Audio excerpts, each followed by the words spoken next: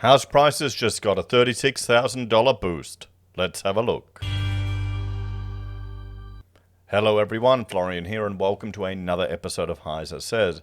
Grab your hashtag not sponsored cheap coffee and let's talk about this magical scheme that just boosted house prices, because we know housing is just too cheap here in Australia. We need to do everything we can to lift it up, to keep it going higher, so everyone can aspire to the greatness that is home ownership and property investment in Australia. That's the goal of every Australian. And aren't we lucky to have governments that just help keep juicing the market, guys?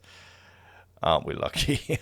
So let's look at this one. The Home Guarantee Scheme expansion to give first home Aussie buyers a $36,000 boost. Now, I want to introduce some of you, most of you probably know about this if you're regulars of the channel, the Cantillon effect. So it describes how money creation benefits those closest to the source. So when new money is injected into the economy, it enters through institutions like banks and governments. Those who receive the new money first can buy assets before prices rise. People further away from these sources face higher prices and loss of purchasing power. Now, what's happening is with this scheme, the first people that take advantage of it will get the benefit of it. Whereas the market will adjust, it will take account of these schemes, it'll take account of the 5% deposits, the government paying the mortgage lenders, insurance, all of these things. So it'll make no difference in the long run. That's the problem. That's why all the federal government can really do is just pour more fuel on the housing market fire. It's a real challenge because you've got people screaming out wanting affordable housing, but you've got governments that are restricted in what they can do and how far they can think ahead. I doubt if any will be brave enough to make the systematic changes we need to really get housing more affordable, sadly. First home buyers can now purchase a property with a deposit of just 5%. As the government's home guarantee scheme expands today, the fast-track changes are expected to help tens of thousands of Aussies buy homes. And, I mean, if you can afford it, if you can manage the loan, if the repayments are easy and no problem, if you're just struggling to get a deposit together because you've got, well, huge rents and other expenses, if that rent is gone and just goes into your mortgage, I can see why people will take advantage of it. I can see why. Remember now, you've got a whole generation of people that have got a big chunk of their money locked away until retirement. Others didn't have that burden. So the scheme allows first home buyers to purchase with a 5% deposit without needing to pay lenders' mortgage insurance. This is usually charged by banks on deposits smaller than 20%. Changes to the scheme have scrapped limits on application numbers and income. Property price caps have also been increased, nearly doubling the number of markets eligible. Applicants are open to all first home buyers or those who have not owned a property or land in Australia in the last 10 years. Okay, so, I mean, that's a reasonable addition to it. So you'll find if people have had a relationship breakdown and then, maybe later in their life they want to get back into the property market, I can appreciate wanting to facilitate that. We want Australians to retire owning their own homes. We want them to have a safe and stable life. Shouldn't that be the goal, the aspiration for us as a nation, as a people? Now, you've got different ideological approaches to how that's achieved. You've got many who will call for government intervention and the government owning of the properties and then providing them to the populace. Then you've got others who would argue about private ownership and control and facilitating that. I lean more towards that side of things, where the individual should own the properties, not the state. You'll need to save a deposit of at least 5% and buy a home to live in within the scheme's location price cap. You can buy by yourself or jointly with another person like a partner, friend or family member. And this is happening more and more. Where brothers and sisters are getting together to get into the property market. Previous income caps of $125,000 per year for singles and $200,000 for those buying jointly have now been scrapped. So, okay, there you go.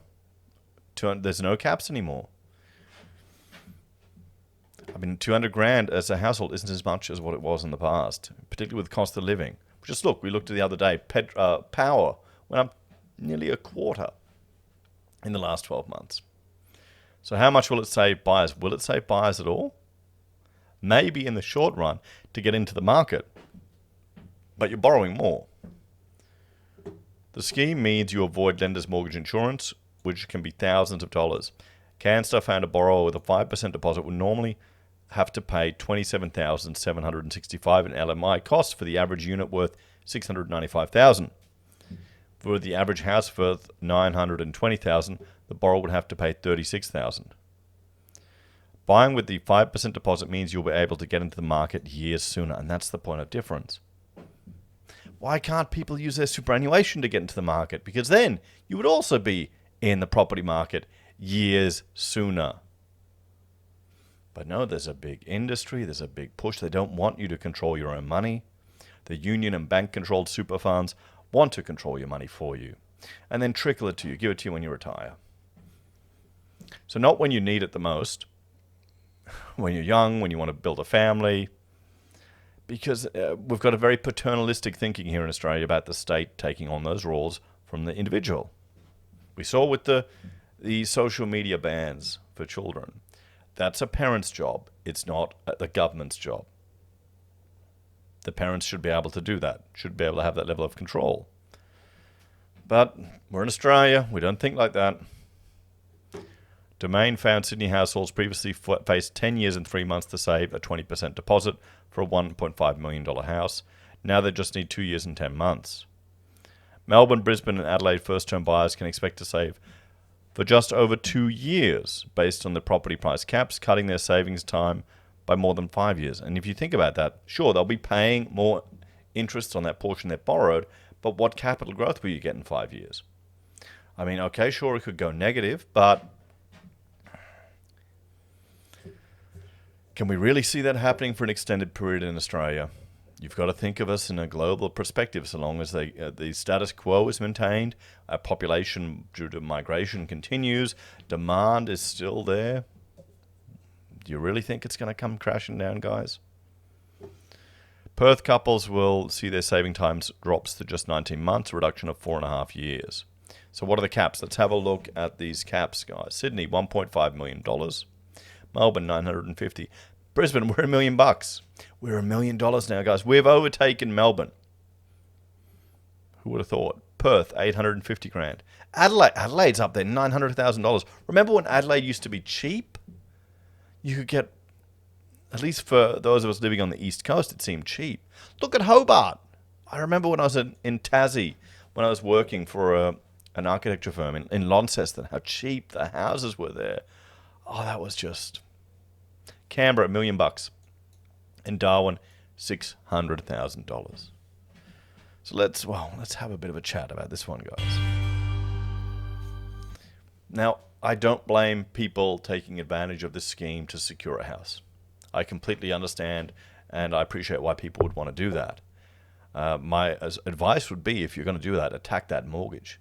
Aim to get out of debt faster than the window they've given you, and take advantage of the opportunities provided towards you to do that. But the problem is, this is not going to fix housing affordability. The first homeowner grant didn't fix housing affordability. This is just adding more fuel to the fire. The first group of people probably have already gotten the advantage of this, and it's probably already vanished. The market will adjust to take account of this increased demand because more people can get into the market. So, I mean, what can we do? This is all the federal government seems to be able to do is to throw more money at it. My argument about people using their super as well, that's gonna burn them too eventually. Housing isn't gonna be affordable by crashing down in price here in Australia. At least not unless we can find a way to drastically increase the amount of supply. I make the argument we need to look at the garage starter house again. How many developments do you think would allow that? But we're not... Sure, we're a big country, but we don't have huge green fields of land anymore. More and more people want to live in the 3 major cities on the East Coast, and then Adelaide and Perth. And a lot of the development now is Densifying is the missing middle, the townhouses, the 3-story unit blocks. Times are changing. What do you think, guys? Let me know your thoughts on this one, and I'll see you next time. Bye for now.